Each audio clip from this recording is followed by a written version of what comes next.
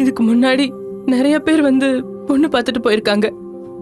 ஆனா எல்லாருமே வீட்டுக்கு போய் தகவல் சொல்றேன்னு சொல்லிட்டு போவாங்க. ஆனா ஆனா என்ன?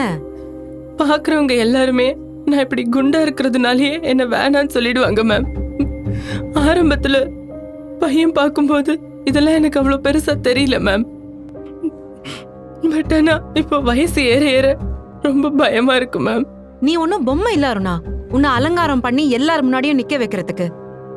என்கிட்ட கேட்டா இப்படி ஜட்ஜ் பண்றதே தப்பு. இதெல்லாம் என்கரேஜ் பண்ண கூடாது அருணா. உன்கிட்ட பழகாம எப்படி உன் மனசை புரிஞ்சுக்க முடியும்? அண்ட் உன் மனசை புரிஞ்சுக்காத ஒருத்த வந்து உன்னை வேண்டான்னு சொன்னா அது அவனுக்கு தான் லாஸ். அருணா, உனக்கு ஏத்த மாதிரி ஒரு பையன் வருவான்.